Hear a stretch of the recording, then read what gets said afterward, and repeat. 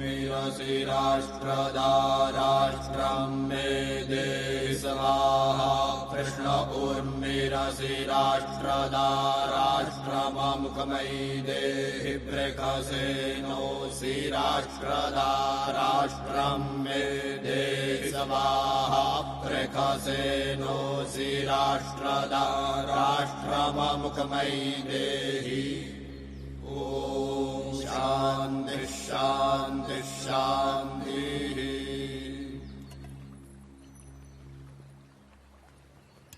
మహారాజా, అనితర సాధ్యమైన ఈ మహాయజ్ఞంలో ఆఖరి ఘట్టం ఆసన్నమైంది. అది అగ్రపూజ. ఈ సృష్టిలో బాధ్యుడు కానివాడు భగవంతుడు ఒక్కడే. మనమంతా బాధ్యులం. ఎంత ఏకఛత్రాధిపతులైనా మీకన్నా ఉన్నతులున్నారు అని తెలియజేసేదే ఈ అగ్రపూజ. ద్వాపరంలో ధర్మరాజు జగద్గురువైన శ్రీకృష్ణునికి ఆచరించారు. ఇప్పుడు మీ వంతు. మిమ్ము మించిన వారిని ఎంచి మీ దంపతులు అగ్రపూజ చేసి ఆ సింహాసనం మీద కూర్చుండబెట్టాలి. అమ్మకి అగ్రపూజ. అగ్రతాంబూలాన్ని మా అమ్మకిస్తున్నాను. ఇది అధర్మం, అశాస్త్రీయం. ఆడుదానికి అగ్రపూజ. మహారాజా, మీ అధికారాన్ని ఆక్షేపించాం, కానీ ఈ అవమానాన్ని మేము సహించలేం.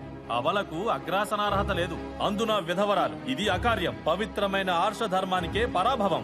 తల్లిగారిని గౌరవించడం తప్పు కాదు, అది మీ వ్యక్తిగతం. కానీ ఇది వ్యవస్థాగతం. ధర్మాన్ని పాటించండి. ధర్మం నీవా? నీవా? నీవు నీ తల్లిని మించిన బిడ్డవా?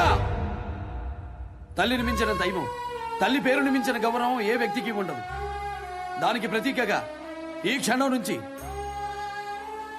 గౌతమీపుత్ర శాతకర్ణిగా ఈ గడ్డను పాలిస్తాను. నా బిడ్డ వాసిష్ఠి పుత్ర పులోమావిగా నన్ను అనుసరిస్తాడు. జయ హో గౌతమీపుత్ర శాతకర్ణి! రాజరాజ గౌతమీపుత్ర శాతకర్ణి! శాతవాహన సింహం గౌతమీపుత్ర శాతకర్ణి! వీర గౌతమీపుత్ర శాతకర్ణి!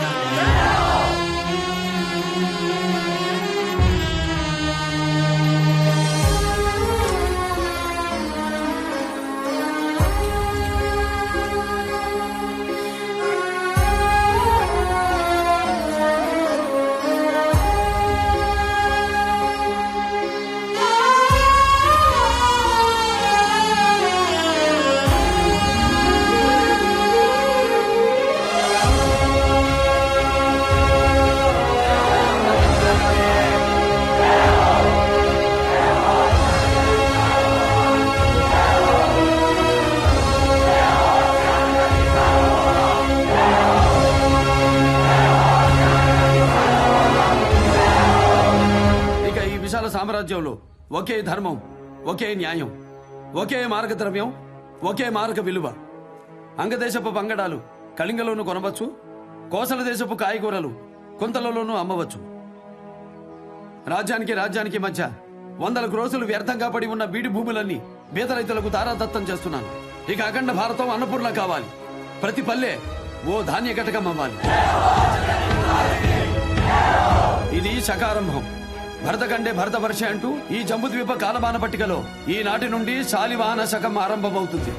ప్రతి ఏటా ఇదే రోజు యుగానికి ఆదిగా ఉగాది పర్వదినం అవుతుంది.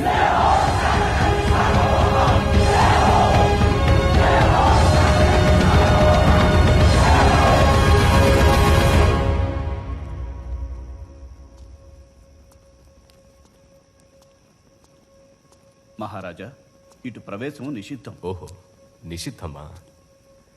అలాగే.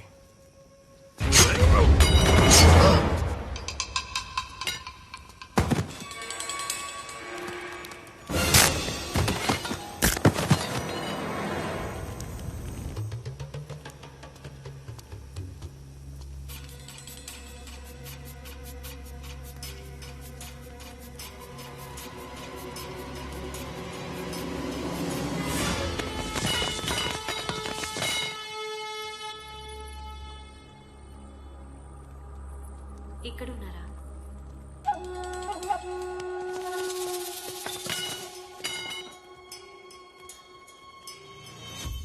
ఇందా, ఈ ఇంటి కోడలుకుండే ముఖ్యరా.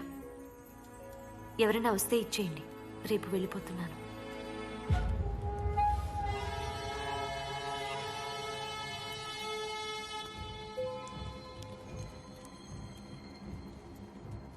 ముక్కరిస్తే చెల్లిపోతుందా?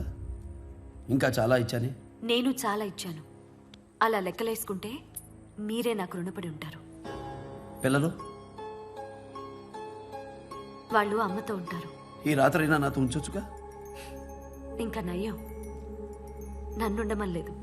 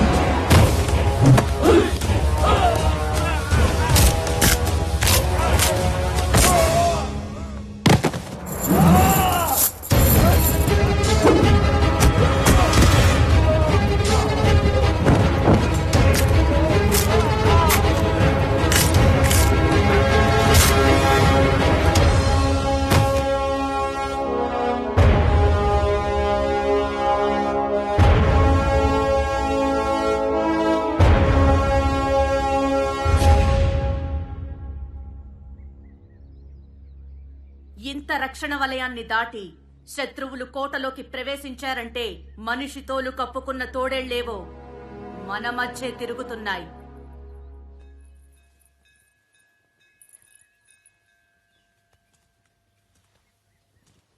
మహారాణి, నీ భర్తతో కలిసి మా అమ్మతనాన్ని బ్రతికించిన మాతృమూర్తివి. ఇలాంటి దాడులు ఎన్ని జరిగినా నీ ఐదోతనానికి ఏమీ కాదు వాసిష్ఠీదేవి. ఆ రాక్షసుడి చెర నుంచి మా బిడ్డల్ని విడిపించేందుకు నీ బిడ్డను ఎరవేశావు. ముద్దుగారి వయసులో యుద్ధరంగానికి పంపి అత్తగారిని వెంచిన వీరమాతమయ్యావు. నా బిడ్డ నన్ను అమ్మా అని పిలుస్తున్నప్పుడు నీ త్యాగమే గుర్తుకొస్తోందమ్మా. ఆ ధర్మమూర్తిని తయారు చేసింది గౌతమి మాత పెంపకమే కాదమ్మా, నీలాంటి వీరపత్ని మీదున్న నమ్మకం కూడా. మీ గురించి మహారాజు మా సామంత రాజులకు ఏం చెప్పారో తెలుసా? ప్రభు, వాసిష్ఠిదేవి ఒప్పుకుంటుందా? ఆమెది మాత్రం మాతృత్వం కాదా? తను నా శరీరంలోనే కాదు, సంకల్పంలో కూడా సగభాగం.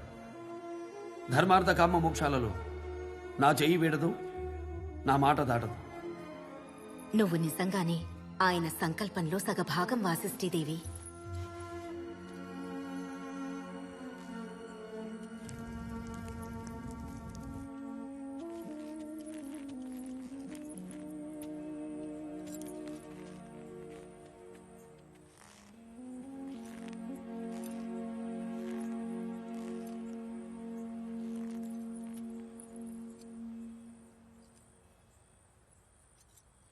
వాసిష్ఠి,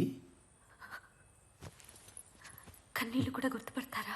కన్నీళ్లకు మనసు పుట్టిల్లు, కళ్ళు అత్తారిల్లు, రెండు నావేగా. పుట్టింటికి వెళ్తానన్నావు. యుద్ధానికి భయపడి పారిపోయేంత పెరిగిదాన్నేం కాదు. అత్తను మించిన వీరమాతను. అబ్బో, ఇది ఎప్పటి నుంచో? కాదా, యుద్ధంలో మీరు కత్తి పడితే నా బిడ్డ తండ్రి వేలు పట్టి వీర విహారం చేశాడమ్మా. ఇందా, ఎవరన్నా వస్తే ఇచ్చేయమన్నావుగా? నేను వచ్చానుగా. ఎవరా? ఇవనా? ఇవరా?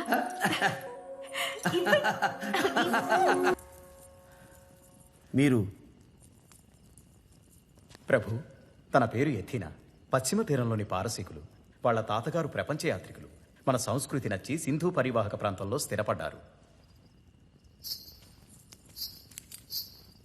అందుకు మా కళలు అబ్బినందుకు, మమ్మల్ని అబ్బురపరిచినందుకు. మీ గురించి కథలుగా విన్నాను. ఇప్పుడు మిమ్మల్ని కలిసే అదృష్టం కలిగింది. అది మా అదృష్టం. ప్రభు,